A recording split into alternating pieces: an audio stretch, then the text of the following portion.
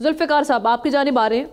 आप बैठे हैं कोयटा में, अभी सारी जो सिचुएशन है, आप वहाँ पे जो ग्राउंड रियलिटी है उसको ज़्यादा बेहतर तरीके से एनालाइज कर सकते हैं, महसूस कर सकते हैं। वज़ीर आज़म जो हल बता रहे हैं या काबीना ने जो इस वक्त पॉलिसी बनाने का ऐलान किया है, ये किस हद तक कारगर साबित हो सकती है? आमना, देखें, जो वज़ीर आज़म बात करते हैं या आर्मी चीफ बात करते हैं या इस्लामाबाद से कैबिनेट कभी कोई फैसला करता है, ठीक है, आप काइनेटिक ऑपरेशन ज़रूर करें। आप ये ज़ाहिर है कम गुस्सा भी है लोगों में भी है कि आपने बेगुनाह लोगों को जो है मिलिटेंट्स ने मारा और फिर दावा भी किया, वो करें सारा, लेकिन उसके साथ एक बहुत ही प्रैक्टिकल स्टेप्स लेने की ज़रूरत है। आप अभी ये ढकी छुपी बात नहीं है, इस्लामाबाद हो, लाहौर हो, पेशावर हो, कराची हो, ये लोग हमसे बात करते हैं कि बलूचिस्तान में करप्शन बहुत ज्यादा है। यहाँ का वजीर जो है वो फाइनेंस का वजीर होता है और उसके जो है बिलियंस ऑफ रुपीस जो है, अमाउंट कम है लेकिन रेशो ज्यादा है ना। गरीब सूबे के अगर इतने पैसे भी हों तो वो पंजाब के तकरीबन अगर 1 अरब है तो पंजाब के 50 अरब के बराबर है। वो पैसे बरामद होते हैं और वो पैसे जो है भिजवाए जा रहे होते हैं, दुबई पकड़े जाते हैं, सेक्रेटरी उनका पकड़ा जाता है। और अब तो बहुत आम हो गया है कि 1.5 से 2 अरब एक एमपीए को मिलता है और वो अपनी मर्जी से जिस तरह खर्च करना चाहे सड़क पर खर्च करे, उसमें जो है वो कुछ वो बनवा ले, आपके स्कूल बनवा ले, बावजूद उसके 1 किलोमीटर दूर स्कूल होगा वो वहीं बनाएगा, उसका वो करना। ये एक ऐसी चीज है, कुछ प्रैक्टिकल स्टेप्स आपको लेने पड़ेंगे। आपको पॉलिटिकल इलेक्शन भी आप देखें कि इलेक्शन में बहुत से ऐसे चेहरे आ जाते हैं या लाए जाते हैं जी। वो भी एक बहुत बड़ा सवाल है कि अगर उन स्टेक होल्डर्स को आप अगर बिल्कुल ही उनको माइनस कर देंगे तो फिर आप सूबे के मसाइल कैसे चलाएंगे। अभी मैं थोड़ी देर पहले एक मैं रिपोर्ट देख रहा था, एक अंग्रेजी जरीदे में आया है कि पिछले 19 साल से एक ही रोड बन रहा है, पैसे डाले जा रहे हैं, पैसे डाले जा रहे हैं, तुरबत बुलेदा रोड।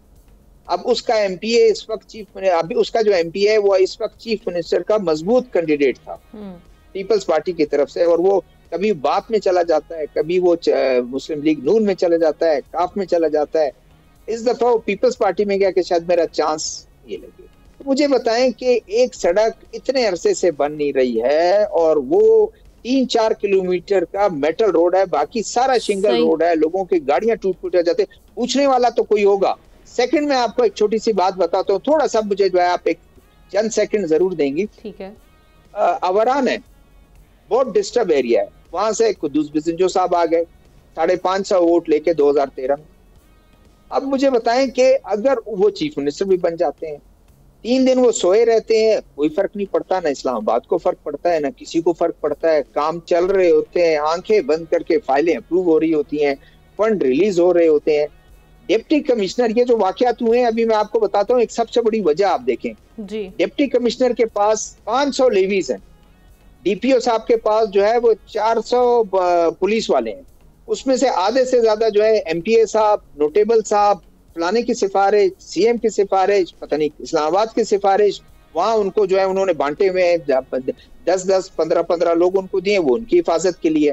तो फिर जब इस तरह के वाकयात होंगे तो वो डिप्टी कमिश्नर ने मुझसे कहा हमारे पास लेवीज ही नहीं, मैं कहां से मूव करूंगा लेवीज को, इतने लोग छुट्टी पर हैं, इतने बीमार हैं, इतने लोग अभी अपने वो टर्न पे आएंगे, 8 घंटे की ड्यूटी होती है, तो वो तो मुझे बताएं कि मैं उन 10 सिपाहियों के साथ में ले जाके उनको कत्ल करूंगा जो 100 बंदे हैं, 50 बंदे हैं। ये कुछ प्रैक्टिकल स्टेप्स लेने की जरूरत है। आप पॉलिटिकल सिलसिला भी साथ साथ जारी रखें, एडमिनिस्ट्रेटिव मेजर सख्त दें।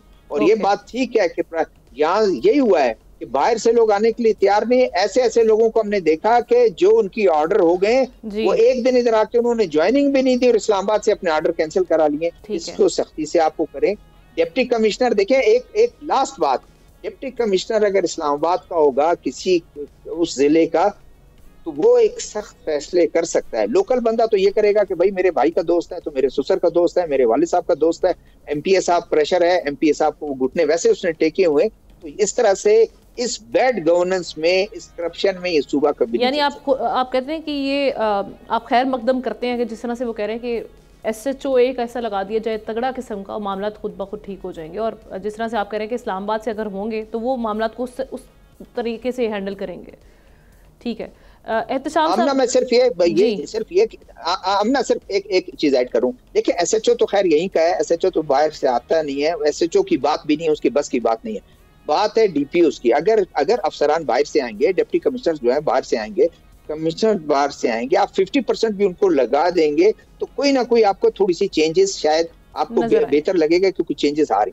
ठीक है, सब्सक्राइब करें और बेल दबाएं ताकि कोई खबर रह न जाए।